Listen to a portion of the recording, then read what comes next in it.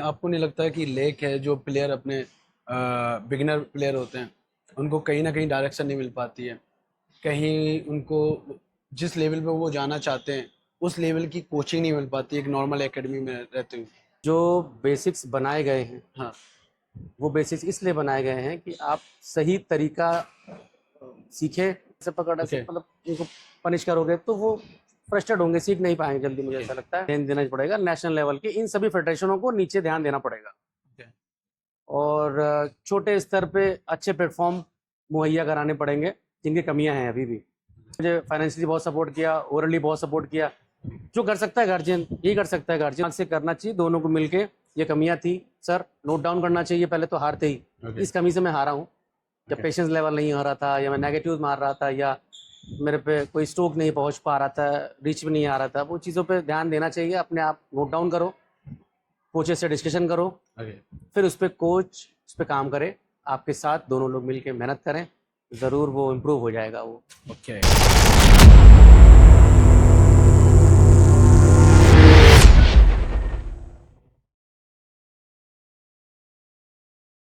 तो बहुत बहुत स्वागत है हमारे सौरभ भैया जी का आपका। ओके। Thank you. तो सौरभ भैया, जब आपने बैडमिंटन खेलना शुरू करा, क्या एज थी आप? मेरी एज थी लगभग 13 से 14 साल की। 13 से 14 साल में आपने स्टार्ट कर दिया? हाँ, और मैं एक बहुत छोटे डिस्ट्रिक्ट से बिलोंग करता था पहले, कहाँ जहाँ से? बैडमिंटन एज ए केवल फॉर फिटनेस खेलते थे, ना कोई प्रोफेशनल था। ओके। तो वहाँ मैं अपने पापा के साथ वॉकिंग करने जाता था, ठीक है। वॉक करने फॉर फिटनेस पापा के साथ। ओके। बैडमिंटन जो वहाँ के सर थे वो बड़ा मुझे लाइक करने लगे, या कहने लगे आप बैडमिंटन खेलो, प्रमोट करने लगे। ये कहाँ की बात? ये यूपी का एक उन्नाव डिस्ट्रिक्ट है। Okay, UP Unnao. में उन्नाव डिस्ट्रिक्ट की बात है ये।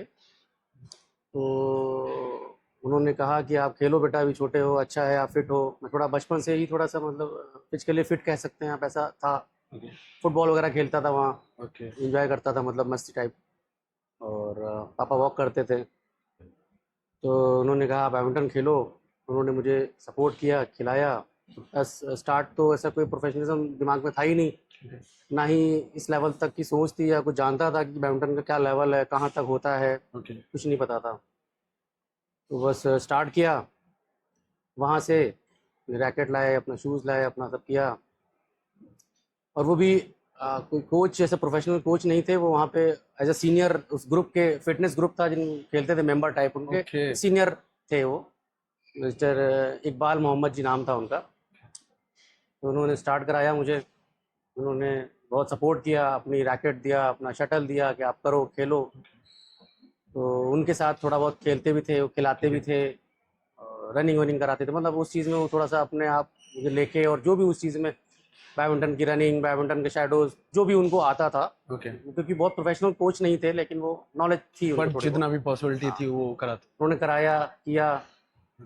फिर जब इस चीज़ में गए तो मुझे लगभग 6 महीने साल भर हुए। और जो थोड़े हमारे बड़े भैया लोग थे, वहाँ के सीनियर्स थे, तो वो खेलते भी थे प्रोफेशनल तरीके से, लेकिन वो कह सकते हैं कि वो अपने आप ही खेलते थे सारे, मतलब ना कि कोई प्रॉपर। कोचिंग का हाँ, कोई कोई वहाँ कोच पे? प्रॉपर नहीं था हमारे पास वहाँ पे प्रेजेंट टाइम। गवर्नमेंट का स्टेडियम था, ठीक है। 2 कोर्ट्स थे खाली। स्पेस की भी समस्या रहती थी, जगह नहीं मिलती थी, तो हम छोटे मेंबर्स बच्चे लास्ट में खेलते थे। लास्ट सब खत्म हो ओके, जाता था, फिर हम लोग खेल सारा के कुछ। चले जाते थे। ऐसे करके यहाँ से हमारी बिगनिंग स्टार्ट हुई। ओके। फिर मुझे एक प्लेटफॉर्म पता चला ऑफिस वहीं कैंपस में ही, अपने स्टेडियम में ही। लोगों ने बताया कि एक स्पोर्ट्स कॉलेज करके एक जगह है लखनऊ में, ओके। स्पोर्ट्स का कॉलेज है वो। ये उन्नाव से कितना दूर पड़ता है उन्नाव लखनऊ? से लगभग है 100 किलोमीटर के तो आसपास। आप अपना घर छोड़ के प्रैक्टिस करने के सिर्फ वहाँ? नहीं, प्रैक्टिस करने नहीं जाता था वहाँ। एक्चुअली क्या, डे बोर्डिंग हॉस्टल वगैरह सब फैसिलिटीज़ है वहाँ, अच्छा। रहना वो रखते हैं। गवर्नमेंट की स्कीम थी, गवर्नमेंट का कॉलेज था। तो वो वहाँ पे आप बैडमिंटन का ट्रायल दिया मैंने। ठीक है। फर्स्ट टाइम में नहीं हुआ। पूरे यूपी के, उत्तराखंड भी क्या तब। प्रोसेसिंग कैसे थी?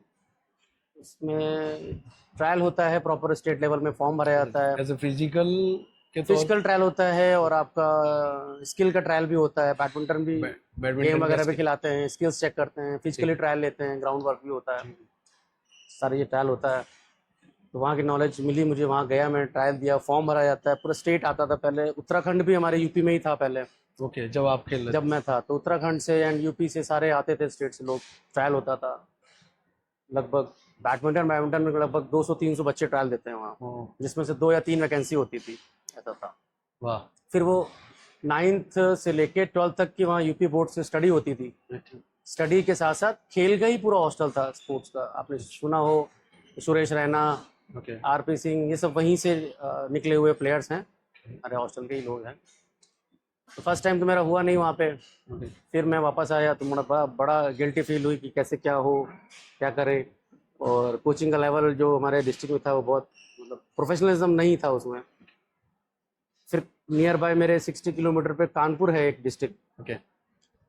वहाँ मैं ट्रेन से ट्रैवल करके जाता था। मॉर्निंग जाता था, खेल के आफ्टरनून में वापस आता था। सुबह जाता था 1-2 घंटे कोचिंग वहाँ पे प्रोफेशनल कोच थे गवर्नमेंट की तरफ से, मिस्टर महीप सक्सेना जी कोच थे वहाँ पे, ओके। क्योंकि हेडॉक बेस्ड कोच थे वहाँ।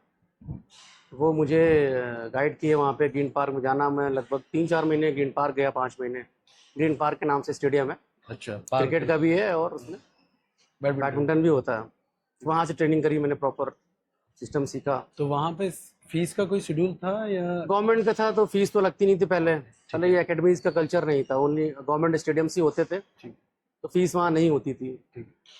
बट इक्विपमेंट्स वगैरह और सारा फैसिलिटी सब आपको अपनी ही ले जानी पड़ती, सेल्फ। सब कुछ करनी पड़ती। तो उनके पास ग्राउंड्स थे, कोर्ट्स थे, ये सब जो बेसिक इंफ्रास्ट्रक्चर था वो उनके पास था। ठीक। तो ग्रीन पार्क हुआ, 1 साल ऐसे हो गया। अगले साल फिर मैंने उस कॉलेज का ट्रायल दिया, स्पोर्ट्स कॉलेज। ओके। 1 साल बाद पूरे? 1 साल बाद फिर दिया। गुरु गोविंद सिंह स्पोर्ट्स कॉलेज के नाम से है लखनऊ में, आज भी है। अच्छा। और अब तो कई सेंटर खुल गए हैं, जैसे गोरखपुर में एक सेंटर खुल गया, सैफई जगह है इटावा के पास, वहाँ भी एक सेंटर उसका खुल गया है। साई का शायद?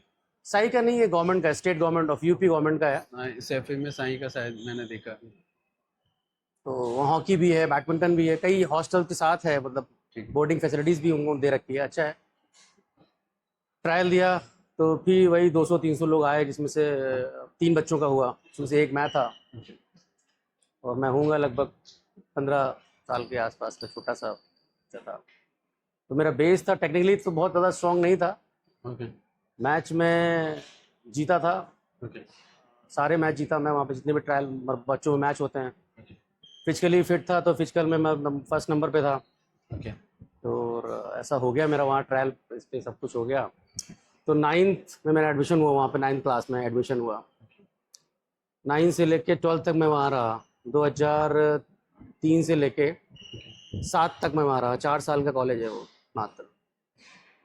तो वहाँ पूरा दिन खेलना खेलना, ओनली खेलना है। और आफ्टरनून में वहाँ यूपी बोर्ड्स गवर्नमेंट की क्लासेस भी चलती हैं, मतलब अच्छा, स्टडी भी कराते हैं। अच्छा, खेलने के साथ साथ पढ़ाई? खेलने के साथ साथ पढ़ाई भी रहती थी।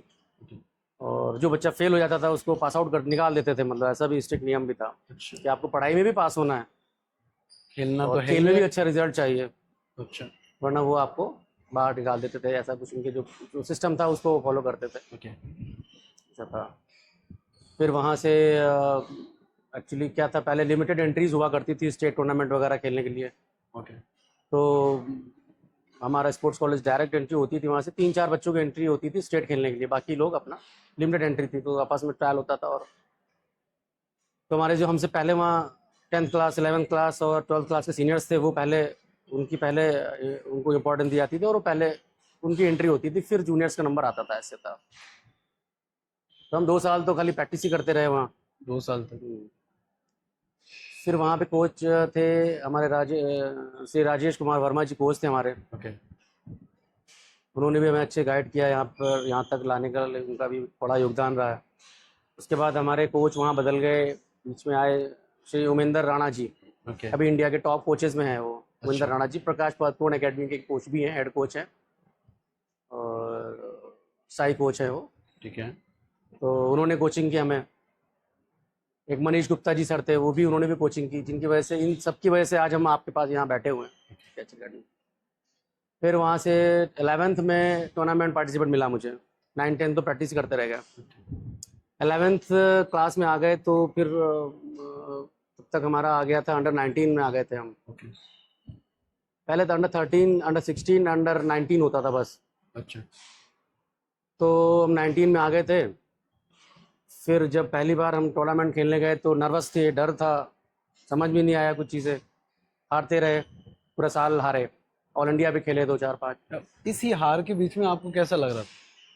क्या सोचते क्या थे उस माइंड में? हार से और जो हमारा बैकअप की परिस्थितियां थी, क्योंकि हम बैकअप में कोई भी हमारे यहाँ स्पोर्ट्स पर्सन नहीं था हमारी फैमिली में, या एक डर रहता था यार अब क्या करेंगे, ये कि अब 90 की फ्यूचर एज क्या है हमारा 12th के। 90 की एज में आप ये हाँ, सोच रहे तो एज भी ज़्यादा हो रही थी लगभग, परफॉर्मेंस ज़ीरो थी, हो? ओके। रिजल्ट ज़ीरो था, हाँ, ओके। और कह सकते हो कि 12th के बाद वहाँ से पास आउट होना था, उसके ठीक। बाद भी कोई रास्ता नहीं था। तो तो जो जहाँ से आप ये पढ़ाई और खेल रहे थे, वहां से कुछ आगे जाने की कोई प्रोसेसिंग नहीं होती? वहाँ से या तो आप अच्छे लेवल पे खेलें, तो ये अच्छा पहले लेवल क्या?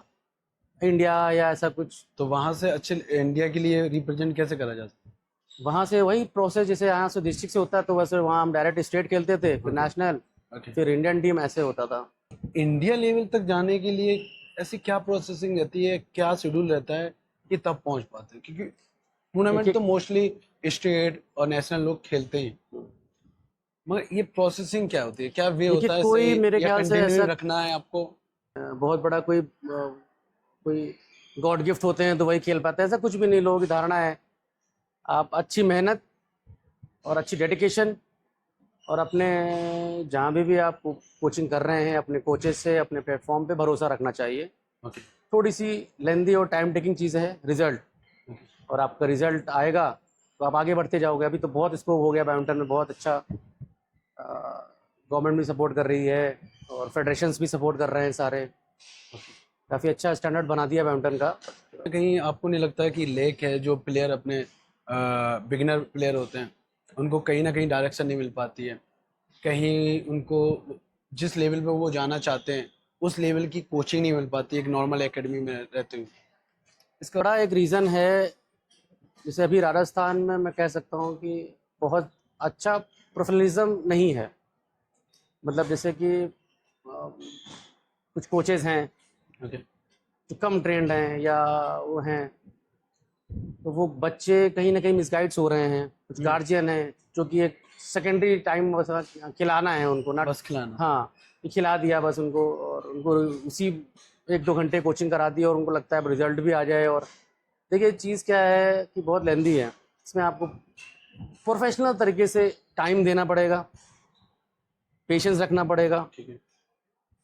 और कंटिन्यूसी मतलब बना के रखनी पड़ेगी, लगातार प्रैक्टिस करनी पड़ेगी चाहे डेली। रिजल्ट शुरू में मिले या तब ना मिले। मिले या ना मिले, बहुत लोग होपलेस हो जाते हैं, 2 साल 3 साल खेल लिया, अब रिजल्ट नहीं आ रहा, हाँ, फिर तो क्विट कर उस दे। चक्कर में। और कई बार क्या होता है, कुछ बच्चों की पर्सनालिटी होती है जो जल्दी गेन करते हैं, ओके।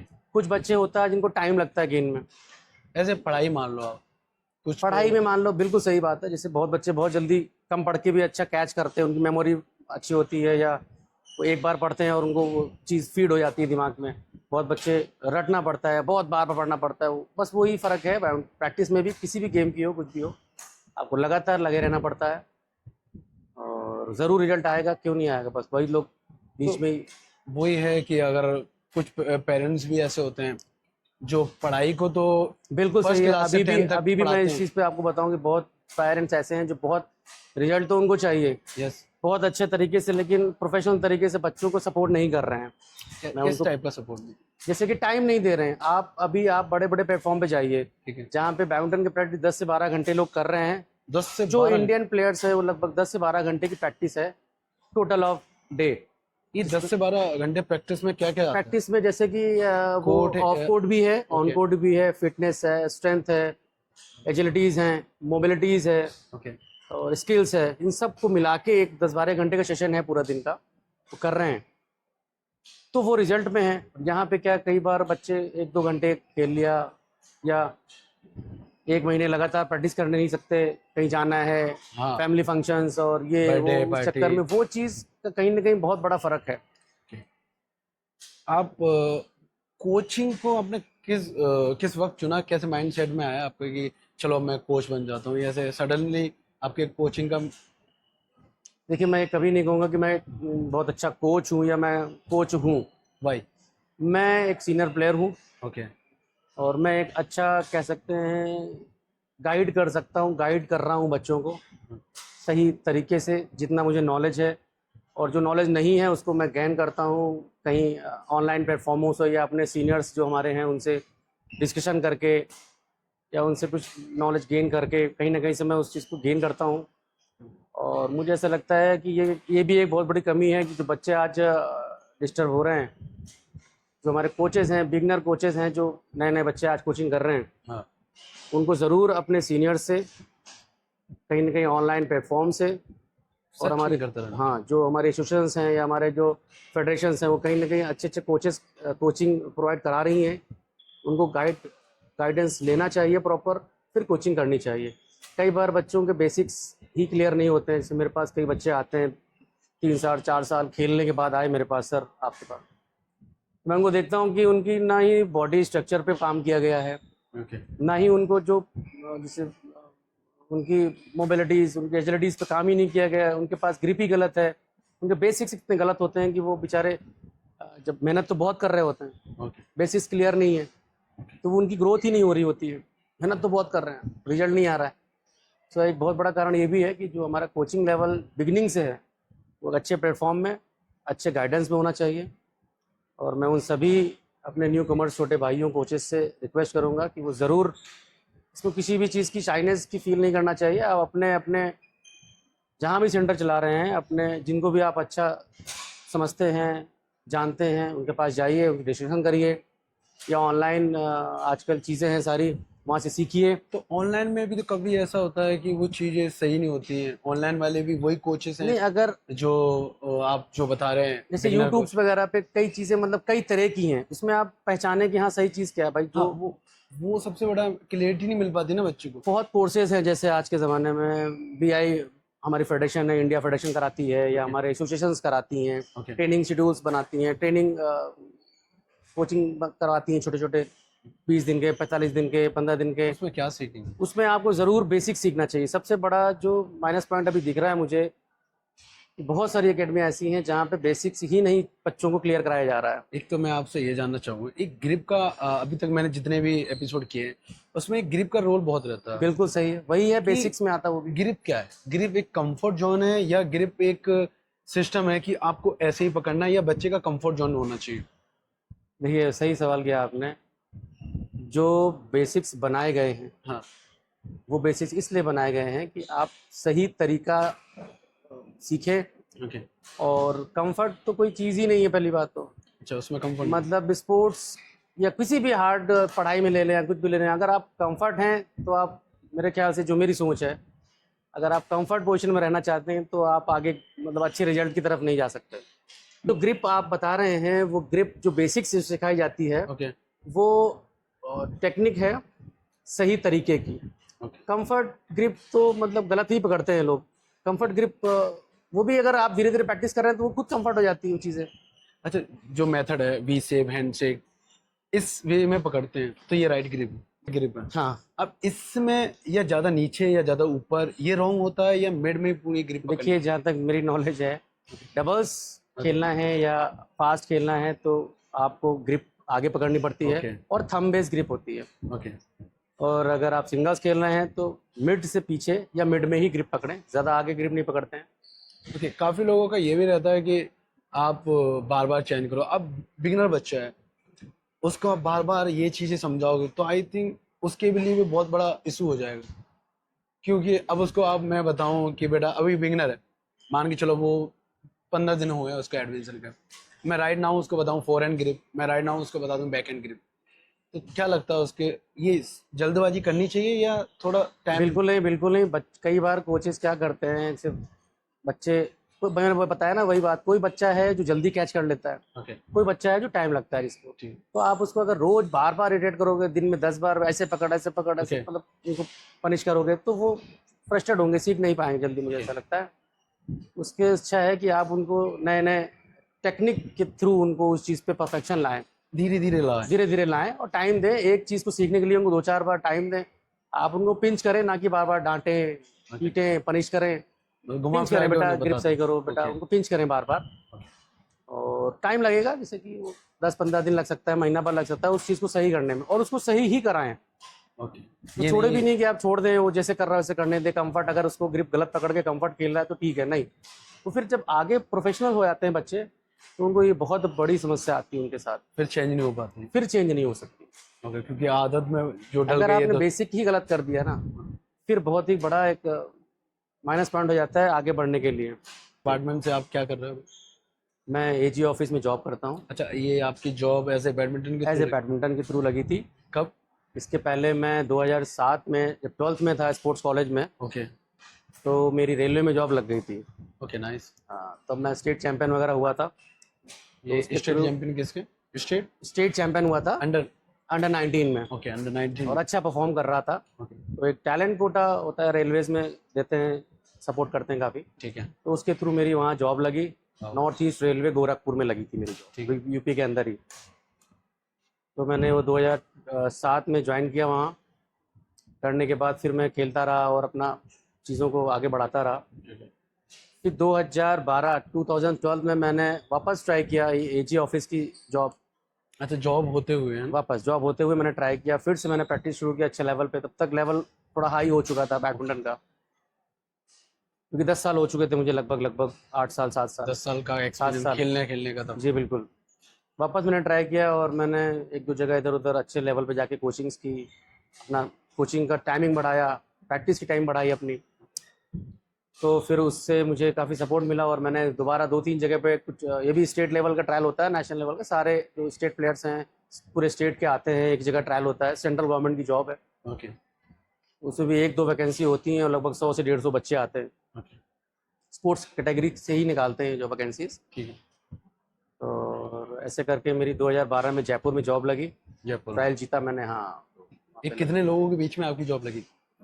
लगभग 120-130 लोग थे 120-130? और 3 वैकेंसीज थी। 3 वैकेंसी। उसमें मेरा सिलेक्शन हुआ ओके। और मैंने 2012 में रेलवे रिजाइन किया और फिर यहाँ पे ज्वाइन किया। जी, फिर आप जयपुर शिफ्ट हो गए? फिर मैं अब जयपुर properly शिफ्ट आप हुआ। जयपुर शिफ्ट। जयपुर 2012 से आप देख लीजिए, आज हो गए लगभग 13 साल 12 साल। तो आप अभी तक यूपी में रहे, सडनली आपको राजस्थान में आना पड़ा। अगर ये जॉब आपको यूपी में मिलती तो आपको कितना अच्छा लगता? बिल्कुल सही है। जैसे कि अभी नए बच्चे कोई भी आते हैं या मैं खुद आया तो मुझे खाने की समस्या हुई, रहने की समस्या हुई, यस। शेड्यूल ही नहीं रहा मेरे पास, कोई भी मैं प्रैक्टिस ही नहीं कर पा रहा था। ओके। मेरा खेल डिस्टर्ब हो गया पूरा। या जो नए बच्चे आते हैं उनका खेल डिस्टर्ब होता है, क्योंकि वो सेटलमेंट में लग जाते हैं कि एक साथ रहना तो- कहाँ है, खाना, lunch, dinner, breakfast, travel, office से घर, घर से ऑफिस या घर से स्टेडियम, या यहाँ का ट्रैवल सुविधा नहीं होती उनके पास। तो इन सब सेटलमेंट में ही वो इतना बिजी हो जाते हैं कि उनकी प्रैक्टिस शेड्यूल खराब हो जाता है, जिससे वो डाउनफॉल में आ जाते हैं। तो आप ये तो चाहते अगर हैं यही कि जॉब मेरी अगर मेरे घर पे होती Yes. या किसी प्लेयर्स की किसी के घर में ही लगती है, तो उसको ये सब नहीं करना पड़ता है। ये फालतू का स्ट्रगल फालतू का जो बच्चा अनशेड्यूल्ड होता है या उसका सिस्टम खराब होता है, वो चीज़ नहीं होती। वापस और अच्छे से, मुझे लगता है अगर आपके पास जॉब आ जाती है तो आप और अच्छे से फोकस करके, एनर्जी, एक क्योंकि सिक्योरिटी आपके पास गवर्नमेंट पैसे दे रही है खेलने का और Yes. खेलने की फैसिलिटीज दे रही है, ओके। और अच्छा खेल सकते हो। मुझे ऐसा लगता है कि घर की जॉब आई थिंक ऐसा होना चाहिए कि ऐसा होना चाहिए, ज़रूर होना चाहिए, क्योंकि कंटिन्यूटी तो बहुत जरूरी है। सपोर्ट मिलता है। और बच्चा थोड़ा सा, कोई भी बच्चा हो, मैं ही था, Okay. मुझे लगता है और मैं 2-4-5 साल और अच्छा खेलता। ओके, जब आप जयपुर आ गए, अब तो आप आ गए, तो जब जयपुर आ गए तो आप मैरिड थे या अनमैरिड? नहीं, मैं अनमैरिड था। ओके 2012 में जयपुर आया। ओके मेरे शादी हुई है 2015, 15 में शादी हुई है। ओके। अभी किस एकेडमी में आप खिला रहे मैं जयपुर स्पोर्ट्स एकेडमी में खेलता हूँ हो? ओके और वहाँ के जो बच्चे बिगनर बच्चे हैं या छोटे बच्चे हैं, उनको जो भी मेरी तरफ से गाइडेंस होता है वो गाइड करता हूँ उनको। ओके। अभी आपने ऐसे कोई बच्चा सिखा रहे हैं जो कोई अच्छे लेवल पे जा चुका है या जा रहा है? हाँ, मेरे पास ज़रूर कुछ बच्चे ऐसे हैं जो नेशनल लेवल पर खेल रहे हैं। नाम? देशना जैन है, ओके आराध्या जोधा हैं, ओके और उत्कर्ष सिंह राठौर हैं, ओके और मिराया फगरिया हैं, ओके और आराध्या ढींगरा हैं, और बहुत मतलब 5-7-8 बच्चे ऐसे हैं जो नेशनल लेवल रिप्रेजेंट कर रहे हैं प्रेजेंट टाइम। तो ये जब नेशनल लेवल पे प्रेजेंट कर रहे हैं, जी, इनको आप कितना वक्त लग गया इस मुकाम पे आने के? तो मेरे ख्याल से सभी बच्चों को अच्छे गाइडेंस के साथ आप कम से कम 4 से 5 साल लगता है। 4-5 साल लग गए बिल्कुल इन लोगों लगता है, अच्छे लेवल पे आने के लिए ज़रूर लगता है। बिगनिंग टू अभी तक का, को? ओके, स्टार्ट से अभी तक का 4 से मान के 5 चलो आप साल। 4 से 5 साल में ही ये आपको आपके साथ परफॉर्म कर पाएंगे Okay. अच्छे लेवल पे जाके। 4 से 5 साल के बाद तो है, मगर इन्होंने टाइम कितना दिया? मैंने बताया ना, सभी के पास जो परफॉर्म कर रहे हैं प्रेजेंट टाइम, लगभग सभी, कोई 4 to 5 ईयर्स प्रैक्टिस की है इन्होंने। पहले छोटे स्तर पे अपना रिजल्ट करते रहे, और कितने घंटे देते हैं? मतलब ये लगभग सभी 5 से 6 घंटे प्रैक्टिस 5 करते से हैं। 6 घंटे आपको टाइम देना पड़ेगा। बिल्कुल, हमें उसके कोच को बाद देना आपको पड़ेगा, थोड़ा ज़रूर टाइम, देना पड़ेगा। और उससे ज़्यादा है कि हमारे गार्जियंस और बच्चों की डेडिकेशन बहुत इंपॉर्टेंट है। कई बार हो रहा है कि कोचेस तो रेडी हैं, ओके गार्जियंस के पास क्या है कि आज फंक्शन है, फैमिली फंक्शन है, ओके। और एक बहुत बड़ा माइनस पॉइंट है ये कि जैसे एग्जाम्स आते हैं, बच्चों की एक फीलिंग्स हैं, सबकी सोच है कि प्रैक्टिस बंद कर देते हैं, बिल्कुल जीरो प्रैक्टिस करके, और 2-2 3-3 महीने ऑफ करके पढ़ाई करने लगते हैं। पढ़ाई करना है। अच्छे लेवल पे जो नेशनल प्लेयर्स हैं, नेशनल खेल रहे हैं, रिप्रेजेंट कर रहे हैं, उनके साथ ये कंडीशंस है। तो मैं उनको यही कहूँगा, रिक्वेस्ट है कि ये बहुत ही बड़ा माइनस पॉइंट है। ओके आप उस टाइम ठीक है, आप कुछ प्रैक्टिस कम कर सकते हैं, कुछ आवर्स कम कर सकते हैं, ओके। लेकिन प्रैक्टिस आपको ज़रूर करनी चाहिए, वरना वो 2-3 महीने आपको बहुत बैकफुट में ले जाते हैं। आपके कॉमन सी बात कॉम्पिटिटर है। लगातार प्रैक्टिस कर रहे हैं और आप वो आगे जा रहे आपने हैं, छोड़ दिया। आपके 2-3 महीने ये एग्ज़ाम का पीरियड और ये सब लेके आप बहुत ज़्यादा पीछे चले जाते हैं, फिर आपको वापस शुरू करना पड़ता है एक अच्छे लेवल से।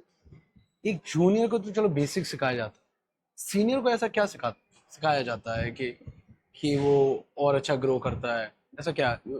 सही क्वेश्चन किया आपने। देखिए, ये अलग अलग एक कोचिंग पैटर्न है, बिगनिंग के लिए अलग है। बिगनर्स पे ध्यान देना पड़ेगा आपको, उनकी सबसे पहले स्ट्रेंथ पे ध्यान देना पड़ेगा, जो कि नहीं दे रहे हैं लोग। कई बार ये सोचते हैं छोटा बच्चा है, ठीक है, थोड़ी क्या देर कराएं? खिलाया, 10 मिनट बस चल दिया, ओके बट नहीं, वो टाइम निकल जा रहा है और बच्चा कुछ सीख नहीं पा रहा। सबसे पहले बच्चे पे आप उसके फिटनेस पे काम करें, ओके उसकी एजिलिटीज़ पे काम करें, ओके। उसकी स्ट्रेंथ पे काम करें। ठीक है। साथ साथ बेसिक्स तो चल ही रहा है, बेसिक्स पे बहुत ज़्यादा ध्यान दें, जिससे वो धीरे धीरे, जब तक अब बच्चे में कई बार मैं 2-3-4 साल हो गए, कोई स्ट्रेंथ ही नहीं है, बॉडी ही नहीं, स्ट्रेंथ नहीं आ रही है, या वो टॉस ही नहीं मार पा रहे हैं, 3 साल हो गए। इसके लिए ज़रूर मेरे ख्याल से ये नहीं सोचना चाहिए छोटा है बड़ा है, आप उसको प्रॉपर गाइडेंस दें, स्ट्रेचिंग कराएं, सब कुछ करें, सही मार्गदर्शन करेंगे तो कुछ भी नहीं होगा, बच्चे अच्छा ग्रोथ ही करेगा बस। वहीं सीनियर अच्छी डाइट, अच्छा उन पे वर्क, ज़रूर ग्रोथ करेगा। वहीं पे सीनियर्स हैं, सीनियर्स देखिए, सीनियर्स को बहुत अच्छे से ऑब्जर्व करना चाहिए, ऑब्जर्व करना पड़ता है कि हाँ, इनकी रिक्वायरमेंट्स क्या है, इसकी बॉडी में क्या कमी है, उसके अकॉर्डिंग उनकी स्ट्रेंथ और उनकी मोबिलिटीज़, उनका स्ट्रेच, उनका मेंटली टेम्परामेंट, सभी पे काम किया जाता है। इसीलिए उनके जो हैं प्रैक्टिस आवर्स ज़्यादा होते हैं, ये सब चीज़ें उनके काउंट होती हैं, तब जाके वो एक परफॉर्मर बनते हैं। उनके हावर्स भी बढ़ जाते हैं। उनके आवर लगभग मुझे लगता है 7 से 8 घंटे होने चाहिए। ओके, जो सीनियर हैं, जो बिल्कुल, सीनियर एक जो खेल लेवल रहे हैं, पे नेशनल पे आ गए हैं, और फिर बिल्कुल, जो से नेशनल आगे। लेवल पे खेल रहे हैं, ओके या जो मेंस कैटेगरी या अंडर 19 कैटेगरी, 17 कैटेगरी में हैं, उनको लगभग 7 से 8 घंटे प्रैक्टिस करनी चाहिए, इंक्लूडिंग फिजिकल, ओके। योगा, मोबिलिटीज़, एजिलिटीज़, कई चीज़ें हैं जिन पे उनको लगातार काम करना चाहिए, जिससे वो इंजर्ड ना हो। ओके डाइट, सबसे मेन चीज़ डाइट है, ओके। रेस्ट है। कई बार देखता हूँ मैं कि बच्चे डाइट ही नहीं लेते हैं, कुछ खेल रहे हैं अंडर 15 में, अंडर 17 में, बट उनके पास कोई डाइट नहीं है। कई बार कैसे मैनेज करते हैं? क्या होता है कि कोचेस तो करना चाह रहा है, गार्जियन नहीं करने दे रहा है। ओके जैसे कोई बार जो आउटसाइड सप्लीमेंट्स हैं, ओके जैसे कोचेस कह रहे हैं कि आपको एक प्रोटीन, अच्छा हेल्दी, जो सेफ एंड साइड हो, वो आपको प्रोटीन पाउडर्स वगैरह लेने चाहिए, ओके। या कोई भी हेल्दी चीज़ें लेनी चाहिए। उसका गार्जियन सपोर्ट नहीं कर रहे हैं, या उनको फेथ नहीं है, या वो इधर उधर जा रहे हैं, तो उनको पता चल रहा है कि नहीं, ये तो अच्छी चीज़ नहीं है। हाँ, ये बट वो कोचेस पे उनको फेथ रखना चाहिए, क्योंकि कोच जब अगर है तो वो सही मार्गदर्शन करेगा, बच्चे के अकॉर्डिंग आपको बताएगा कि आप क्या खाएं, कितना सोएं, कितनी रनिंग करें, कितनी जिम करें, और कितना स्किल करें। ये कोच पे फेथ करना चाहिए एक अच्छे लेवल पे आने के बाद। ओके, मतलब थोड़ा ट्रस्ट से बन के आगे ट्रस्ट बढ़ते करें, और आप ट्रस्ट बनाएं गार्जियन, और उनका कहना माने। फिर कोच को पता है, क्योंकि वो बच्चे को डेली ऑब्जर्व कर रहा है, 7-8 घंटे खिला रहा है, उसको पता है कि उसको कितनी स्ट्रेंथ और चाहिए। वो स्ट्रेंथ कहाँ से आएगी? वो स्ट्रेंथ बेसिक्स फूड से नहीं आ सकती, आपको कुछ एक्स्ट्रा ऑर्डिनरी सप्लीमेंट्स लेने पड़ेंगे, जिससे कि आपकी जो एक्स्ट्रा पावर चाहिए वो वहाँ से आएगी। और कुछ सप्लीमेंट्स हैं जो आपकी इंजरी को सेव करते हैं, वो भी लेने चाहिए, ओके लेना चाहिए, बट वो सेफ होने चाहिए, अच्छी जगह से लें, ओके। फेथफुल प्लेटफॉर्म से ही परचेज करें। तो आपको जयपुर स्पोर्ट एकेडमी में जी। कितना वक्त हो गया कोचिंग देते हुए? मुझे यहाँ लगभग 4 साल हो गए हैं 4 साल हो गए। और 4 साल से मैं बच्चों को कोचिंग कर रहा हूँ बिगनिंग से। बिगनिंग। मेरे पास कोई ऐसा बच्चा नहीं है जो बहुत अच्छा प्लेयर होके आया हो, सबको मैंने बिगनिंग से स्टार्ट किया है ओके और सभी लगभग 7-8 बच्चे ऐसे हैं जो नेशनल पे परफॉर्म कर रहे हैं। ये मेरी कोई क्वालिटी नहीं है, ओके मेरा जो मुझे नॉलेज है, मैं नॉलेज गेन भी करता हूँ, अपने सीनियर से भी जाके डिस्कशन करता हूँ, या अपने हमारे एसएमएस कोच हैं यादविंदर सिंह जी, उनसे भी डिस्कशन करता हूँ, ओके या हमारे अतुल गुप्ता जी जो स्टेट के चीफ कोच हैं, ओके उनसे हमारी डिस्कशन होती है, मैं उनसे बात करता हूँ इन सभी से। ऑनलाइन जो हमारे प्लेटफॉर्म से, वहाँ से कुछ ना कुछ गेन करता हूँ और अपडेट चीज़ें करता हूँ। एक कोच की बुनियादी चीजें क्या होनी चाहिए उसके अंदर जो एक उसको कोच अच्छा ढंग का बनाए? जैसे अभी आपने बोला मैं गेन करता हूँ, मतलब एक बिल्कुल। कोच को हमेशा अपडेट रहना चाहिए। बिल्कुल, क्या कर सबसे बड़ी चीज़ है कोच को ना, बिल्कुल भी ऐसा सोचना नहीं चाहिए कि मैं बहुत बड़ा कोच हूँ, लाइक हमेशा आपको खुद सीखना पड़ेगा, उसको क्योंकि हर कोच ही चीज़ समझना नहीं आ चाहिए। रही है, रोज़ एक नया कुछ ना कुछ प्लेटफॉर्म, नया पैटर्न आ रहा है, आपको सीखना चाहिए, एक हेल्दी डिस्कशन करना चाहिए अपने सीनियर से या अपने अच्छों से, जो भी आपसे अच्छे प्लेटफॉर्म पे हैं या अच्छे कोचेस हैं उनसे, Okay. या जो सीनियर हमारे प्लेयर्स हैं या सीनियर कोचेस हैं उनसे ज़रूर सीखना चाहिए, जिससे कि बच्चों का भला होता है इसमें। हाँ और कई बार कोचेस भी सही नॉलेज ना लेके बच्चों को ज़बरदस्ती वो चीज़ करा रहे हैं और बच्चे बेचारे गलत डायरेक्शन में जा रहे हैं, ओके कुछ सालों तक उनका इंप्रूवमेंट नहीं हो रहा, रिजल्ट नहीं आ रहा, वो पजल हो जा रहे हैं और छोड़ दे रहे हैं। ओके तो मेरे ख्याल से तो एक कोच को अपडेट होना चाहिए, और सबसे बड़ी चीज़ है कोचेस की डेडिकेशन बच्चों से भी ज़्यादा होनी चाहिए।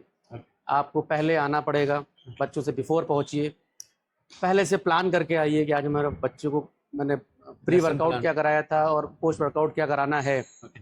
कल क्या कराया था, उसके अकॉर्डिंग आज क्या कराना है, ये चीज़ें एक कोच के दिमाग में या उनके पास। आपको क्या लगता है ये एकेडमी में, मोस्टली एकेडमी में जयपुर की ही मैं अभी मान के चल रहा हूँ, कितना होता है? क्या परसेंट देना चाहिए आप? देखिए, मैं बिल्कुल ये नहीं कहूँगा कि जयपुर की सब अकेडमियों ऐसा हो रहा है कि नहीं हो रहा है, बट हाँ ये ज़रूर है कि बहुत सारी ऐसी अकेडमियाँ हैं, कुछ अकेडमियों को छोड़ो जहाँ पे अच्छे कोचेज़ है या सीनियर प्लेयर्स हैं, बहुत अच्छा गाइडेंस कर रहे हैं प्लेयर्स का, बहुत अच्छे प्लेयर निकल भी रहे हैं, उनके पास रिजल्ट भी है। और बहुत अकेडमियाँ ऐसी हैं, अभी आप जयपुर के अंदर लगभग 55 to 60 अकेडमीज़ हैं जो तो मुझे जहाँ तक मेरी नॉलेज में हैं, ओके जिनमें से लगभग 50% अकेडमीज़ ऐसी हैं जहाँ पे सही मार्गदर्शन नहीं हो पा रहा बच्चों का। मतलब सही कोच नहीं है, क्लियर है? सही कोच नहीं कह सकता, देखिए मैं, कोचेस सही हैं, वो कोचेस अपडेट नहीं हो रहे हैं, उनको अपडेट होना पड़ेगा। नहीं, वो कोचेस इस टाइप के हैं कि अपना काम चल रहा है, यस, कि मुझे पे हो रहा है, मेरा पेमेंट मैं आ क्या रहा है, यस यस, बिल्कुल सही, बिल्कुल सही, एक अच्छा तो वो क्वेश्चन है सिर्फ पे में आपका, लग गए हैं। एक अच्छा क्वेश्चन है, मैं इस पर कहूँगा, आंसर दूंगा कि एक कोच की एक सबसे बड़ी प्रायोरिटी पहले तो ये होनी चाहिए कि बच्चों में इंटरेस्ट होना चाहिए और खेल के प्रति एक प्यार होना चाहिए या समर्पण होना चाहिए, तभी आप एक अच्छे कोच बन पाओगे और अच्छा रिजल्ट काउंट करा पाओगे। ओके कई बार क्या होता है, मनी माइंडेड होने की वजह से या जैसे भी कहो आप, 4 जगह खिला अच्छी रहे हैं। कोचिंग नहीं हो पा रही है या बच्चों पे फोकस नहीं हो पा रहा, बच्चे तो ध्यान दे रहे हैं कई बार, लेकिन वो बच्चे पे फोकस हो ही नहीं पा रहा है, उनको सही गाइडेंस नहीं मिल रही है। क्योंकि जो गाइड करने वाला है उसका माइंड ही एक जगह नहीं है। बिल्कुल सही है, वो कई जगह पे अपने आप को एक जगह पे स्थिर ही नहीं कर पा रहे हैं, और वो एक अच्छे एक प्लेटफॉर्म को ही मैनेज करना चाहिए, और उस प्लेटफॉर्म को एक, चाहे आप अपनी जगह किसी और को लगा लें, मगर जहां आप हो तो वहां 100% हो। मैं तो बिल्कुल सही है, ये समझता बिल्कुल सही है, जहाँ पे आप कोचिंग कर रहे हैं और मेरे जैसा लगता है कि आपसे कई परिवार जुड़े हैं, बच्चों की उम्मीदें जुड़ी हैं, गार्जियंस की उम्मीदें जुड़ी हैं, आप हाई लेवल पे ही हो जाती हैं बच्चों की। बिल्कुल सही है। क्योंकि छोटे बच्चे जो कोच से अटैच होते हैं, आपको भी पता होगा कितने सर एक attach कोच, कोच तो है ही है, कोच के साथ साथ एक गार्जियन भी है वो। हाँ, उम्मीद तो मुझे ऐसा लगता है कि अच्छा गार्जियन को सही मार्गदर्शन करना चाहिए, समझना चाहिए अपना कोच क्या है। बिल्कुल, ये नहीं है कि आपने अपने बच्चों को डाल दिया है कहीं हाँ, पे भी, बस उनसे फीस कि ले बस- ली, हाँ बस फीस। आपने उनको चलो ये खेल ले वो खेल ले, ऐसा नहीं, उन पर ध्यान देना चाहिए, उन पर फोकस करना चाहिए, उनको एक, कहीं कहीं मुझे ये भी लगता है कि एकेडमी वालों की भी रहती है कि उनको ऐसे ही मिल रहा है कि चलो 5-10 हज़ार रुपये में मैंने मिल कहा रहा ना, मैंने कहा ये बात भी आप बताई ना कि कई एकेडमी ऐसी हैं, लगभग 50% अकेडमी जो ऐसी हैं जहाँ पे ये हो रहा है। मैं अभी तक जितने भी मैंने मैं ऐसे सभी किए से एक हैं, रिक्वेस्ट करूंगा कि अगर आप प्लेटफॉर्म खोल रहे हैं, इस तरह के प्लेटफॉर्म खोल रहे हैं कोई भी, जिसमें से किसी का फ्यूचर डिपेंड है, तो उस प्लेटफॉर्म को एक तो प्रोफेशनल तरीके से खोलना चाहिए, ओके, और वहाँ के जो टेक्निकल या टीचिंग स्टाफ है उसको बहुत ही उस पर क्वालिटी ध्यान पे देना चाहिए। तो जो मैन हेड है वो आई थिंक अच्छा होना चाहिए, बिल्कुल। बाकी के साइड में आप रख सकते हो। कई बार बिल्कुल सही है, कई बार मैं बताया ना कि वहाँ से अर्निंग के चक्कर में कोचिंग सफ़र कर रही है, बिल्कुल वो सफ़र कर रही है। फिर अपना आगे का फिर वो होता बिल्कुल नहीं, अब जो 56 एकेडमी हो 60 बिल्कुल एकेडमी हो कोई मैटर ही नहीं करता। बिल्कुल, उस चक्कर में बेचारे बच्चे कई बार हाँ, बस सफ़र कर यही रहे के हैं। रह जाते हैं कि बस बस वो घर दो घर चार खेल साल लो। खेला और उनका इम्प्रूवमेंट नहीं आया, रिजल्ट नहीं आया, या वो कंपटीशन में स्टार्ट नहीं कर रहे हैं, तो वो उनको छोड़ना उनकी मजबूरी भी है और छोड़ देते हैं। ओके, तो इसी के साथ आप जो नए बच्चे आते हैं उनसे आप क्या देखते हो फर्स्ट अटेम्प्ट में, जब जैसे कोई नया ज्वाइनिंग करने आया तो आप क्या देखते हो कि ये खेलने के लायक है या नहीं है फर्स्ट, या ये खेल लेगा आगे?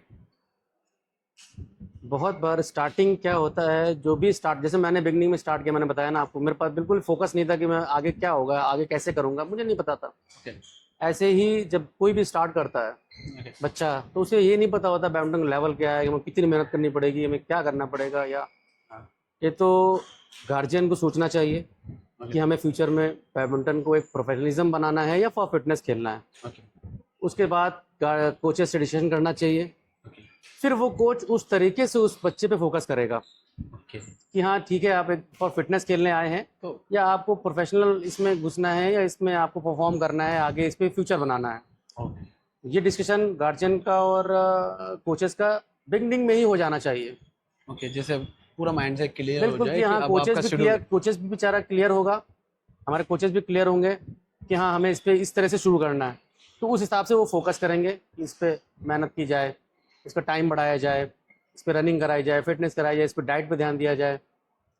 और ये आजकल के जो न्यू प्लेयर हैं, आपको क्या लगता है वो क्या क्या गलती कर रहे थे? न्यू प्लेयर तो न्यू प्लेयर ही है, उससे क्या नॉलेज है उसको, तो मतलब मैं कहा ना कि सही डिस्ट्रैक्ट हो प्लेटफॉर्म जो जाते होगा, हैं कि खेलते खेलते कहीं। सही प्लेटफॉर्म होगा तो वो सही गाइडेंस में जाएंगे। कभी पहले बात ये तो हो रहा था ना भैया कि बिल्कुल है, डर रहे हैं, नर्वस हो रहे हैं वो। नर्वस के साथ साथ जैसे एकेडमी स्विच करने का कि मेरा वहाँ बढ़िया रिजल्ट दे रहा है। अभी जो मैंने लास्ट बात करी थी सर से, तो उनका भी कहना यही था कि बच्चे और फैमिली वाले दोनों मिलके दूसरे का रिजल्ट देख के एकेडमी स्विच करने की सोचने बिल्कुल लगते हैं, बिल्कुल। कोच चेंज करने की सोचने लगते हैं। तो इसमें आपका क्या पॉइंट ऑफ व्यू? देखिए मैंने पहले भी बताया था कि ये हेल्दी डिस्कशन गार्जियन और कोचेस की स्टार्टिंग बिगिनिंग में ही होनी चाहिए, ओके, और वहीं आपको जाना चाहिए, स्टार्ट ही वहीं से करना चाहिए, जो प्लेटफॉर्म अच्छे हों या आपको जो लगते हों, या कोचेस जो आपको लगते हों कि हाँ ये फेथफुली हैं या ये प्लेटफॉर्म हमारे लिए अच्छा है, वहाँ जाओ और कोचेस पे फेथ करिए, और थोड़ा टाइम दीजिए बच्चों में, टाइम टेकिंग चीज़ें हैं, ओके, और मेरे ख्याल से समय लगता है ज़रूर, 2-3 साल का मैंने बताया, 4 साल 5 साल का टाइम भी लगता है, पर प्लेटफॉर्म अच्छा होना चाहिए, ये गार्जियन को ही चूज़ करना पड़ेगा। ये नहीं कि हमें नियर बाई है, ठीक है एडमिशन करा दिया, ये तो बिगनिंग में तो मोस्ट, ठीक हो जाता है, कोई बात नहीं, लेकिन मैं ये कहता हूँ अगर बिगनिंग में ही आप बेसिक्स गलत हो गए आपके, फिर क्या ही। तो फिर बड़े होके आप बहुत बहुत टफ है आपको सही होना, सुधारना चीज़ें।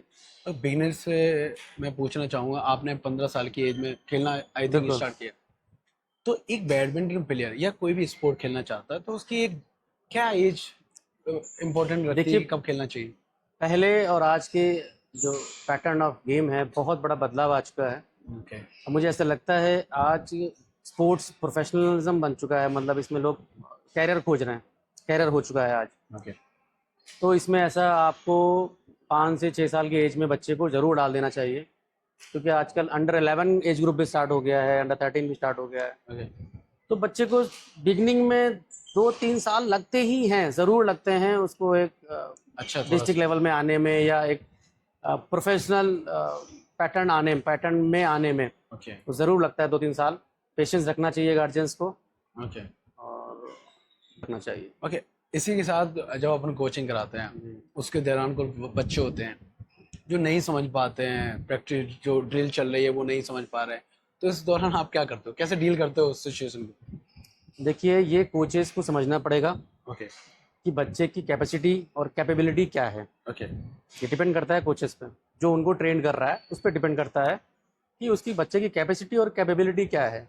मैंने बताया ना, जैसे जो बहुत प्रोफेशनल बच्चे हैं उनका ट्रेनिंग शेड्यूल या उनकी जो स्किल एबिलिटीज़ है वो अलग होंगी, जो बिगनर्स हैं उनकी स्किल एबिलिटीज़ अलग होंगी। ओके उनको उन्हीं के अकॉर्डिंग कराना, वही चीज़ें हैं सारी उनके अकॉर्डिंग कराना है जिसमें कि वो चीज़ कर पाएँ। अब आप उनको बहुत बड़ों बच्चों की तरह से मल्टी शटल्स या ट्रेनिंग कराओगे तो वो पकड़ ही नहीं पाएंगे, या इंजर्ड हो जाएंगे, ओके या होपलेस हो जाएंगे बेचारे। ओके तो मेरे ख्याल से उनको उनके अकॉर्डिंग वर्कआउट, ओके स्किल सब उनके अकॉर्डिंग कराना चाहिए, ओके लेकिन कराना चाहिए बहुत प्रोफेशनल तरीके से, जिसमें उस चीज़ को समझ तो पाएँ कि हाँ वो भैया वो कर रहे हैं तो हम भी यही कर रहे हैं।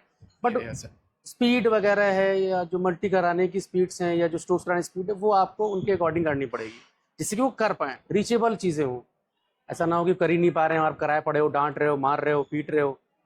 मेरे ख्याल से थोड़ा इस पे ओके ध्यान मतलब देना आप चाहिए। वही चीज कराओ जो जल्दी समझ रहे हैं और धीरे धीरे रखें स्टेप। बिल्कुल, आप ये नहीं कोचेस आप को डायरेक्ट पेशेंस रखना पड़ेगा, बच्चे पे टाइम, जो बिगनर है उनको टाइम देना पड़ेगा, उन पे टाइम देना पड़ेगा और उनको वो चीज़ें रीच में करानी पड़ेंगी जिससे वो कर पाएँ।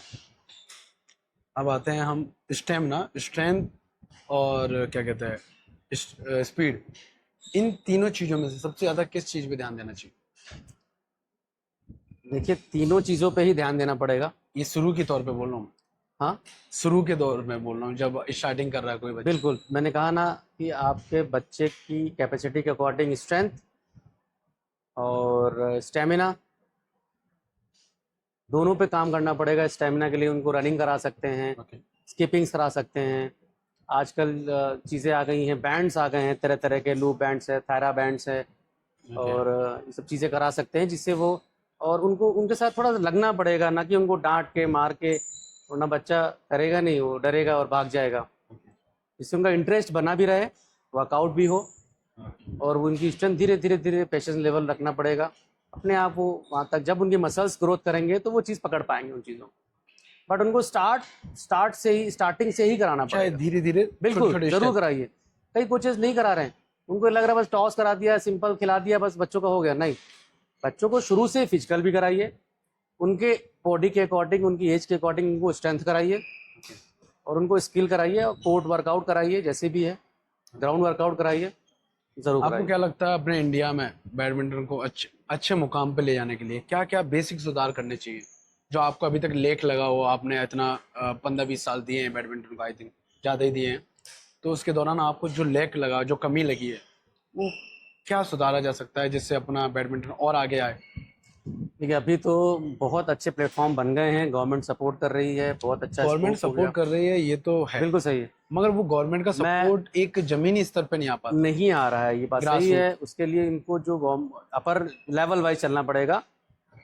डिस्ट्रिक्ट पर ध्यान देना चाहिए, स्टेट लेवल को स्टेट पे ध्यान देना पड़ेगा, नेशनल लेवल के इन सभी फेडरेशनों को नीचे ध्यान देना पड़ेगा, ओके और छोटे स्तर पे अच्छे प्लेटफॉर्म मुहैया कराने पड़ेंगे जिनकी कमियां हैं अभी भी।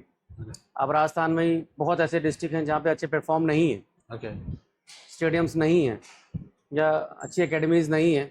बच्चे सफ़र कर रहे हैं, बच्चों में टैलेंट है लेकिन वो आगे निकल के नहीं आ पा रहे हैं। उनके लिए उनको बाहर जाना पड़ रहा है, वो एक्स्ट्रा मनी है, एक्स्ट्रा पैसा है, बहुत एफर्ट, मतलब बहुत कॉस्टली चीज़ें हैं, तो बच्चे नहीं एफर्ट कर रहे हैं, छोड़ दे रहे हैं। आपको भी लगता है कि मतलब बहुत सारा बैकअप पैसे हैं तो आप आगे खेल सकते हैं? या आपके टाइम पे भी आपको ये समस्या आई थी? देखिए, मैंने कहा ना, गेम का पैटर्न सिस्टम बहुत कुछ चेंज हो चुका है पहले और अब में। अभी आपके पास बहुत स्कोप हो चुका है, बट हाँ, कंपटीशन भी बहुत ज़्यादा बढ़ गया है, Yes. और गार्जियंस भी ऐसा नहीं सपोर्ट कर रहे हैं। पहले एज एंटरटेनमेंट था, आज ऐसा प्रोफेशन बन चुका है। Okay. तो एक अच्छा इन्वेस्टमेंट तो लगता ही है किसी भी खेल को, चाहे आप किसी भी गेम में हो, डाइट पे लेकर और इक्विपमेंट्स पर लेकर एक अच्छा फंड उस लगता टाइम ही पे है। आपको कैसा सपोर्ट था फैमिली का? तो वो सपोर्टिंग तो बहुत थे, Okay. बट वही कह सकते हैं छोटे स्तर के थे, जगह से थे, तो बहुत अच्छा स्कोप ज़्यादा नहीं था, ध्यान नहीं दे पा रहे थे या बहुत जान नहीं था। बस उन्होंने मुझे फाइनेंशियली बहुत सपोर्ट किया, ओरली बहुत सपोर्ट किया, जो कर सकता है गार्जियन ये कर सकता है, गार्जियन तो ये कर सकता है, और क्या करेगा। उस टाइम पे तो पता भी नहीं होगा बैडमिंटन। नहीं पता था ना मेरे गार्जियंस को पता था, ना मुझे खुद नहीं पता था, ओके ना मेरे पास एक बहुत प्रोफेशनल प्लेटफॉर्म था वहाँ की अच्छे कोचेस हों जो ओके सही मार्गदर्शन करें। हाँ, जिन्होंने किया मैं उनका थैंक्सफुल हूँ, जिनकी वजह से मैं आज यहाँ बैठा हूँ, सबके सपोर्ट से। ओके। और चीज़ें कई बार लक भी होता है, और कई चीज़ें सही ऑब्जर्वेशन आपकी भी होनी चाहिए। ज़रूरी नहीं कि आप कोच पे सारी चीज़ डिपेंड कर रहे हैं, कोच कराए तो हम करें, किसी दिन कोच नहीं एब्सेंट है या कोच कुछ है तो आप कई ड्रिल बार बनाओ। बच्चे कुछ करते ही नहीं है, बच्चे एंजॉय कर रहे हैं, मस्त नहीं, आपको भी सीरियस होना पड़ेगा, ओके डेडिकेशन दिखानी पड़ेगी। ओके। तो इसी बीच बैडमिंटन में आपको क्या लगता है, सिर्फ पसीने में बहाना है या कुछ पैसा भी? तब भी नहीं कह सकते कि पैसा नहीं है, क्योंकि लेकिन मुझे स्टेट ऐसा नेशनल लगता तक है तो कि नहीं। जो नीचे के स्तर पे आएंगे ना आप, वहाँ कहीं ना कहीं, जैसे अभी डिस्ट्रिक्ट लेवल हुआ, स्टेट लेवल हुआ, यहाँ पे पैसे की कमी है। और मुझे लगता है जो ऊपर बड़े फेडरेशंस हैं, BWF या BI, इनको नीचे आके ध्यान देना चाहिए। स्टेट टूर्नामेंट्स में से प्राइज मनीज वगैरह हुए बच्चों में, और प्राइज मनी टूर्नामेंट्स कराने चाहिए, और ज़्यादा टूर्नामेंट्स कंडक्ट कराने चाहिए जिससे बच्चों में क्रेज़ बढ़े, ओके और अच्छे उनको मतलब गिफ्ट कह लो या इनाम कह लो, ओके प्राइज मनी हुई, या उनके जो काम आने वाली चीज़ें हुई जो उनके प्रैक्टिस में काम आए, शटल्स हुए, रैकेट्स हुए, शूज़ हुए, ये देने चाहिए जिससे बच्चों में क्रेज़ बने। टूर्नामेंट्स का लेवल बढ़ाना, टूर्नामेंट्स की क्वांटिटी बढ़ानी चाहिए, सबसे बड़ी चीज़ तो क्वांटिटी बढ़ेगी तो बच्चों में क्रेज़ आएगा, इंटरेस्ट आएगा। एक मैच हारेंगे, एक टूर्नामेंट हारेंगे, दूसरा जीतेंगे, तो इससे इन चीज़ों से भी बहुत बड़ा फ़र्क आएगा। ओके। आपको क्या लगता है बैडमिंटन जो प्लेयर हैं उनको गवर्नमेंट की तरफ से क्या हेल्प मिलती है और आपको क्या मिली? देखिए, मुझे क्या मिली ये तो डिपेंड करता है मैंने क्या किया। ओके। मुझे जो किया मैंने नहीं, वो मुझे जिसके मिला। अकॉर्डिंग आपने जो किया उसके मैंने, अकॉर्डिंग। देखिए, मैंने जो इतना था या जो भी किया वो मुझे मिला, मैं सेटिस्फाई हूँ। और सभी को मिलता है, अपने उनके रिजल्ट और उनके अकॉर्डिंग सब मिलता है, मिल रहा है। गवर्नमेंट बहुत सपोर्ट कर रही है, अभी स्टेट चैंपियन को या नेशनल प्लेयर को लाखों रुपए दे रही है, स्कॉलरशिप दे रही है। ये अच्छी है। बिल्कुल, जिसमें कि बच्चों से दो बच्चों को सपोर्ट करो, किसी भी एकेडमी या किसी प्लेटफॉर्म के दो बच्चों को आपने उठाया, उनको स्कॉलरशिप की या उनका फाइनेंशियली सपोर्ट किया, तो ज़रूर 100% जो मैं कॉन्फिडेंस है कि उस 2 से 20 बच्चे और कॉन्फिडेंट होंगे और वो वापस अच्छे से प्रैक्टिस शुरू करेंगे और अच्छा खेलेंगे, उनको भी फ्यूचर दिखेगा, स्कोप दिखेगा। हाँ कि चलो सिक्योरिटी तो, बिल्कुल। क्योंकि बैडमिंटन में मुझे कहीं ना कहीं लगता है कि अगर आप एक नेशनल भी खेल लो, अगर आपने जॉब नहीं ट्राई करी तो आप पे कोई सिक्योरिटी नहीं। ऐसे ही है या मैं सिक्योरिटी गलत हूँ? तो देखिए, सिक्योरिटी तो किसी चीज़ में नहीं है, नहीं, चाहे आप अगर स्टडी भी आप कर रहे हो, बड़े ऐसे बड़े। पढ़ाई करते हो, IIM भी कुछ भी करते हो, तो जैसे क्रिकेट मान लो, मैंने क्रिकेट का लास्ट अभी एपिसोड 1 किया था, तो उसमें था कि अगर वो क्या है, उनका एक टूर्नामेंट होता है लाइक ए स्टेट टाइप का, तो उसके बाद उनको BCCI पे करता है। Ranji tournament, yes. रणजी। हाँ, तो नहीं, उसमें उसमें भी मैंने कहा ना, उसमें भी उनकी क्वांटिटी है कि कुछ ज़्यादा मैचेस खेलने वाले को 24 इतना, 25। उसके ज़्यादा मैच खेलें, उससे ज़्यादा खेलेंगे तो उतना वो सेट कर रखा है। मैंने हाँ, कहा ना जो कि जो बिल्कुल 11 टीम में होंगे उनको ज्यादा मिलेगा, जो खेल रहे हैं उनको भी मिलेगा। इसी स्तर पे हमारे बड़े फेडरेशंस जो हैं, हाँ इंटरनेशनल लेवल के, भाई। नेशनल लेवल के, उनको नीचे आना पड़ेगा, बच्चों को स्कॉलरशिप के थ्रू उठाना पड़ेगा। चल रहा है, काम हो रहा है, गवर्नमेंट कर रही है। कुछ स्टेट से छूट रहे हैं, कुछ जगहें छूट रही हैं, वहाँ पे भी उनको ध्यान देना चाहिए, मुझे ऐसा लगता है। हाँ, तो वो सबसे बढ़िया था, कुछ ही नहीं। आई थिंक बहुत ज़्यादा। मैं तो कह रहा हूँ 99 मान लो, 1% है जो ऊपरी पहुंच जाते हैं। अभी भी काफी लोग कहते हैं कि जो अच्छे मुकाम पे भी हैं उनको भी स्पॉन्सरशिप नहीं मिल पाती है, उनको भी सही चीजें वो अपने पैसों से काफी खर्च करते हैं। ज़रूर तो होता है। मैं तो कहूँगा कि जैसे मैंने बताया ना कि बड़े प्लेटफॉर्म, जो बड़े फेडरेशंस हैं, या जो हमारे जो संरक्षण, हमारा संरक्षक कर रहे हैं, जैसे BWI है, ओके या राजस्थान बैडमिंटन एसोसिएशन है, ओके या डिस्ट्रिक्ट बैडमिंटन एसोसिएशंस हैं सारी, इनको मैंने कहा ना, कुछ बच्चों को जो अच्छे कैलिबर बच्चे हैं या टैलेंटेड बच्चे हैं उनको सपोर्ट करना चाहिए, फाइनेंशियली स्ट्रॉन्ग करना चाहिए। किसी भी तरीके से उनका सपोर्ट करोगे तो हर स्टेट से कम 5-10 तो बच्चे वो भी अगर और उठा लंबा खेलेंगे, क्योंकि सारे गेम, सारा स्पोर्ट्स अभी फाइनेंशियली बहुत ज़्यादा स्ट्रॉन्ग, मतलब वो सपोर्ट चाहिए, फाइनेंस बहुत चाहिए। तो कई बार लेंगे, बच्चे थोड़ा जाना सा है खेलते हैं, टूर्नामेंट, जाना है 2-4 इधर। साल खेलते हैं और वो छोड़ देते हैं, क्योंकि फाइनेंशियल सपोर्ट नहीं मिल पाता है या नॉन अफोर्डेबल हो जाता है उनके लिए, छोड़ देते हैं। तो इसके लिए और बच्चा अच्छा है, टैलेंटेड है, रिजल्ट की चिंता ना करते हुए बच्चे का टैलेंट देखना चाहिए। ओके अगर टैलेंटेड है तो उसको स्कॉलरशिप वगैरह देनी चाहिए, जिससे बच्चा आगे क्योंकि अपन को पता तो चल जाता है राजस्थान में ये टॉप चल रहा है, तो राजस्थान में 1 2 3 4 5 भी ले लो, ऐसे हर स्टेट से 5 5 भी लेंगे बिल्कुल लेना जूनियर चाहिए। लेवल से स्टेट में, क्योंकि पता चल जाता है स्टेट का ये विनर है, ये रनर अप है, ये थर्ड पोजीशन रखता है, तो इसके अकॉर्डिंग भी लें तो आई थिंक बहुत अच्छा रिजल्ट आएगा एक बहुत आने अच्छा वाले होगा। टाइम मैंने कहा ना, स्टेट से उठाइए आप अच्छे बच्चों को, उनको स्कॉलरशिप दीजिए, उनका सपोर्ट करिए, और भी नीचे जाइए, डिस्ट्रिक्ट से भी उठाने चाहिए। आप अगर डिस्ट्रिक्ट मजबूत करोगे, जैसे आज हमारे राजस्थान में सारी डिस्ट्रिक्टें हैं, बहुत सारी डिस्ट्रिक्ट, 50% डिस्ट्रिक्ट ऐसी हैं जहाँ पे बैडमिंटन अच्छे से रन नहीं कर पा रहे हैं। वहाँ पे जाना चाहिए, ध्यान देना चाहिए उन बच्चों को, किसी न किसी तरीके से हमारे फेडरेशंस को सपोर्ट करना चाहिए। और आपको ये बैडमिंटन एकेडमी कितना सपोर्ट करती है, आप ये बताओ। देखिए, हमें क्या सपोर्ट करती है ये मैटर करता नहीं है, क्योंकि हम तो नहीं, एज ए कोच क्योंकि हैं, आप एज ए। कोच हो, कि आप जब तक सिक्योर फील नहीं करोगे, बिल्कुल सही। आप पे स्ट्रेस नहीं होगा, तो आप अच्छी तरह से आई थिंक बच्चों पे ध्यान दोगे। अगर आप प्रेशराइज हो कि बहुत ज़्यादा लोड है, एक कोच है और बच्चे हैं 100 50, तो आई थिंक आप नहीं दे पाओगे, कॉमन सी बात है, आप कोई भगवान नहीं। इसके लिए जो हमारा मैनेजमेंट है, जो इंस्टीट्यूशन है, एकेडमीज हैं, उनका मैनेजमेंट है, ओके या जो पूरी टीम है हमारी, वहाँ पे डिस्कशन होना चाहिए कि हाँ भाई हमारी स्ट्रेंथ ज़्यादा है, तो एक आदमी से नहीं हो पा नहीं समझ सकता, ओके तो उसके अकॉर्डिंग कोचेस बढ़ाने चाहिए उनको, या जो फीडर्स हैं वो बढ़ाने चाहिए, उनको ज़रूर बढ़ाना चाहिए, जिसमें हर बच्चे पे फोकस हो पाए, ध्यान दे पाए। कहीं ऐसा ना हो कि स्ट्रेंथ ज़्यादा हो और कोई टैलेंटेड बच्चा छूट रहा हो, तो कई बार ऐसा होता है। छूट ही जाएगा अगर एक आप। एकेडमी मान लो 5 कोर्ट की है, वहाँ पे एक कोच है। हाँ अब 5 कोर्टों पे एक कोच काम नहीं कर सकता, जहाँ तक मुझे ऐसे नॉलेज है, अच्छे लेवल पे काम नहीं कर सकता, और उस पर इतना प्रेशर होता है कि आपको बच्चे बढ़ाने हैं, लाइक फाइनेंशियली ग्रोथ करानी है एकेडमी को, तो ये गलत चीज़ें हैं।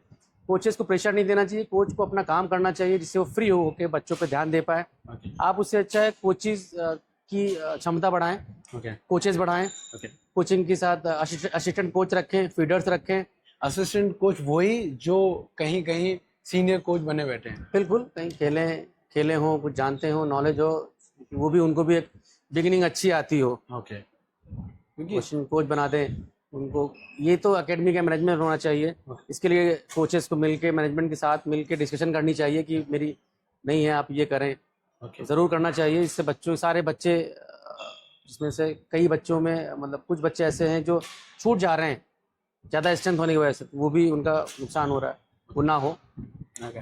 अब चलते हैं, अपना लास्ट सेगमेंट है स्मैशी राउंड, जहाँ मैं आपसे सवाल पूछूंगा, आपको क्विक जवाब देना, जो भी आपका बंद सिंगल करूँगा। वर्ड। आपका favourite badminton shot. Badminton shot attack ही है, attack attack, smash. Smashes. Okay. कौन सा शटल ब्रांड आपको बेस्ट लगता है? देखिए, जो बेस्ट है वही बेस्ट लगती है सब। मतलब योनेक्स की AS2 बेस्ट Best, है better. मीडियम क्लास में, और अच्छी है, और अच्छी वही है। ओके ऑप्शन शटल्स में तो मेरे ख्याल से मोनोपोली है, और कोई ऑप्शन नहीं है। बेस्ट शटल है योनेक्स की AS2। ओके। जब आप मैच हारते हैं तो पहली चीज़ क्या करते हैं?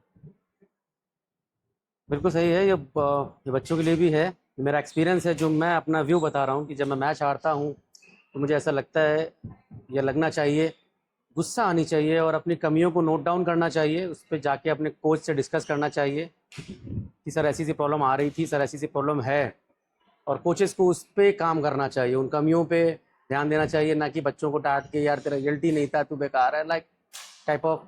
तो फोकस ठंडे दिमाग से करना चाहिए, दोनों को मिलके, ये कमियां थी सर, नोट डाउन करना चाहिए पहले तो हारते ही, इस कमी से मैं हारा हूँ, जब पेशेंस लेवल नहीं हो रहा था, या मैं नेगेटिव मार रहा था, या मेरे पे कोई स्ट्रोक नहीं पहुंच पा रहा था, रीच में नहीं आ रहा था, वो चीज़ों पे ध्यान देना चाहिए। अपने आप नोट डाउन करो, कोचेस से डिस्कशन करो, ओके फिर उस पर कोच उस पर काम करे, आपके साथ दोनों लोग मिलके मेहनत करें, ज़रूर वो इम्प्रूव हो जाएगा वो। ओके।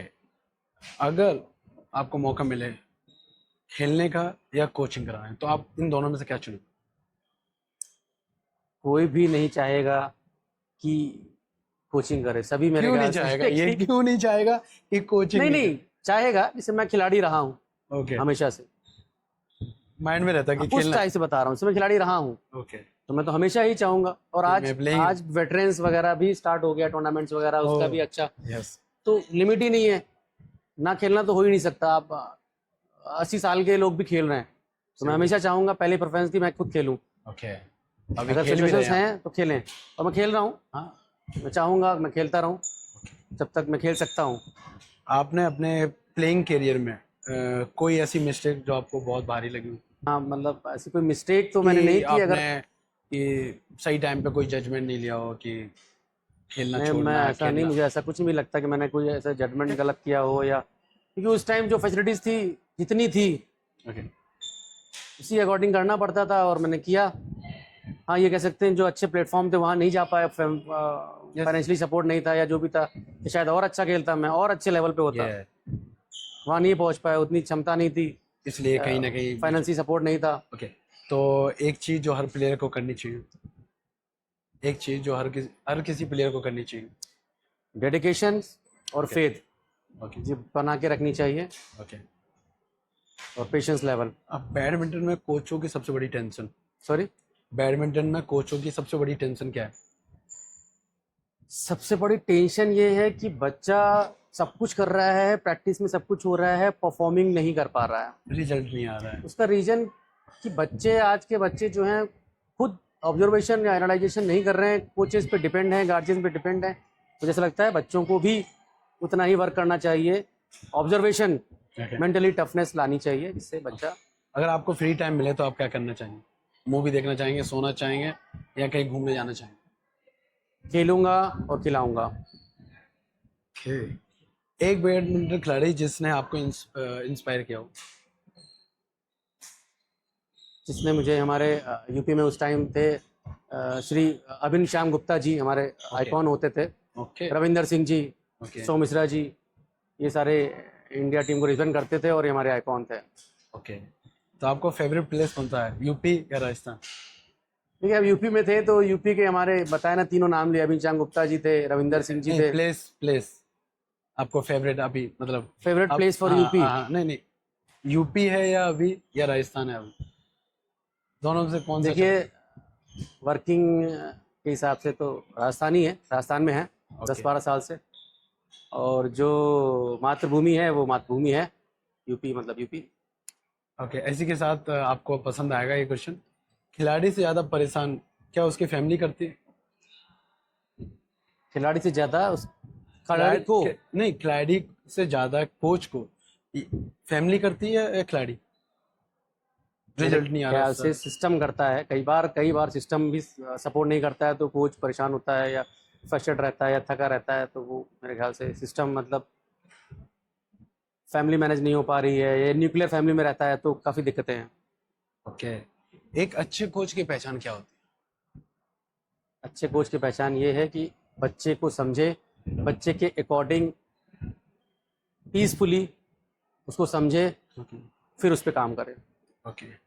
क्या लगता है आपको कि खिलाड़ी और कोच के रिलेशन में कितना डिस्टेंस रहना चाहिए? क्योंकि आजकल बहुत सारी चीज़ें, अभी बहुत सारे केसेस भी ऐसे आए हैं जो कोचेस की बदतमीजी के कारण वो बैडमिंटन में एक नाम खराब हुआ है। बिल्कुल होना चाहिए सभी का। देखिए, सभी का एक दायरा है, उन दायरों में ज़रूर रहना चाहिए। Yes. लिमिट्स हैं, लिमिट्स में रहना चाहिए, ओके और कोचेस को अपना रिस्पेक्ट बनानी चाहिए, ओके जिससे अपने आप बच्चों में रिस्पेक्ट बन जाती है और वो उस दायरे को समझ जाते हैं। ओके। एक कोच को प्लेयर के साथ कम्युनिकेशन किस तरीके से सुधारना चाहिए, कैसा करना चाहिए? मेरे ख्याल से कोचेस को बच्चों के साथ थोड़ा फ्रेंडली रहना चाहिए, on court, on court. Not आना उनकी पर्सनल लाइफ से नहीं। अच्छा अच्छा अच्छा। उनकी उनके जो बैडमिंटन से रिलेटेड जो भी उनका है उसमें थोड़ा फ्रेंडली रहना चाहिए। ओके। तो अगर आपको गवर्नमेंट को कोई सुझाव देना, क्या देना चाहो? सॉरी, अगर गवर्नमेंट को, बैडमिंटन अथॉरिटी को कोई सुझाव देना चाहिए? मैं तो बिल्कुल ज़रूर कहूँगा, राजस्थान में जैसे कि, या किसी भी ऐसे अदर स्टेट्स में, मुझे लगता है कि टूर्नामेंट की क्वांटिटी ऑफ टूर्नामेंट्स ज़रूर बढ़ाने चाहिए। टूर्नामेंटों में बच्चों को फाइनेंशियली सपोर्ट करना चाहिए, ओके। या उनके जो इक्विपमेंट्स हैं उसमें सपोर्ट करना चाहिए। अपग्रेड हो वहाँ पर। बच्चों को छोटे स्तर से ही स्कॉलरशिप वगैरह की सुविधा देनी चाहिए। ओके। अब ये लास्ट है कि जिनको बैडमिंटन खेलनी है उनके लिए कोई लास्ट मैसेज आपकी तरफ से? मैं सभी बच्चों को एक मैसेज देना चाहता हूँ, और अपने कोचेस भाइयों को, सीनियर्स को क्या मैसेज दूंगा, वो खुद ही सीनियर है हमारे, ओके छोटे भाइयों को, कोचेस को, कि कोचिंग को केवल एक अर्निंग प्लेटफॉर्म ना समझ के किसी का फ्यूचर कि किसी का करियर डिपेंड है आप पे, ये समझना चाहिए, ओके। उस तरीके से उस पर काम करना चाहिए। तो थैंक यू सो मच भैया जी, अपना थैंक यू, टाइम देने के लिए, बहुत टाइम दे दिया। थैंक यू, बहुत बहुत थैंक यू। ओके।